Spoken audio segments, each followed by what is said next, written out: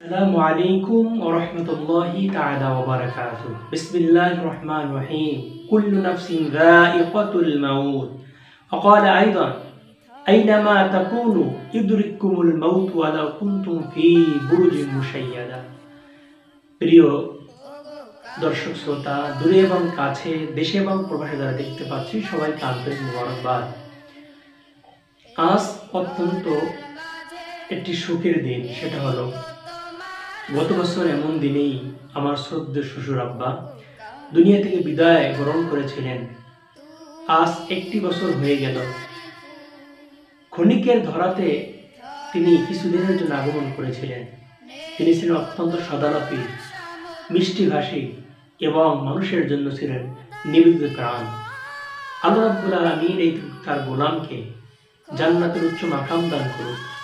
বিশেষ করে তার আওলাদ ফারজারা দুনিয়া বেঁচে আছে, তাদেরকে যেন আল্লাহ দ্বীনের পথে চলার তৌফিক দান করে এবং তার রেখে যাওয়া যেই আদর্শ, তার রেখে যাওয়া স্মৃতিগুলো যেন তার ধারণ করে তার রাসূলের সুন্নাহ মতো চলতে পারে, আল্লাহ তৌফিক দান করে। কিছু কিছু মানুষের জীবনটা এমনই হয়, ক্ষণিকের দুনিয়াতে জন্মগ্রহণ করে মানুষ চলে যাওয়ার পরে তাকে স্মরণ করে অত্যন্ত গভীর শ্রদ্ধার সহিত। যেমন কবি বলেছেন, যখন তুমি এসেছিলে ভবে, কেঁদেছিলে তুমি একা, হেসেছিলে সবে, এমন জীবন তুমি করহি গঠন, মরণে হাসিবে তুমি কাঁদিও গান। হ্যাঁ, এই ধারাবাহিকতায় তিনি দুনিয়া থেকে বিদায় বরণ করতে ঠিকই প্রত্যেকটা মানুষ, ছোট থেকে শুরু করে বড়, বৃদ্ধা, আবার বনিতা, যুবক, সবাই তার জন্য প্রশংসা করেছে তার জন্য দোয়া এগিয়ে এসেছিল। তারা জানাজায় সবাই তার জানাজার করে দোয়ার মাধ্যমে তাকে রেখেছিল, কবরস্থ করেছিল, পরকালের পথের যাত্রী বানিয়ে তাকে বিদায় দিয়েছিল। এই মানুষটা আজকে দুনিয়া থেকে চলে গেলেন।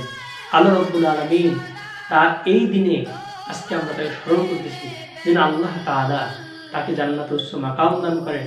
জীবনের ছোট বড়, সগীরা কবিরা, জানা অজানা সমস্ত গুনাহগুলো মাফ করে আল্লাহ তাকে জান্নাতুল ফিরদাউসের উচ্চ মাকাম দান করেন।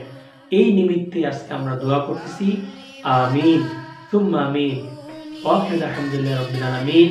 আসসালামু আলাইকুম ওয়া রাহমাতুল্লাহি তাআলা ওয়া বারাকাতুহু।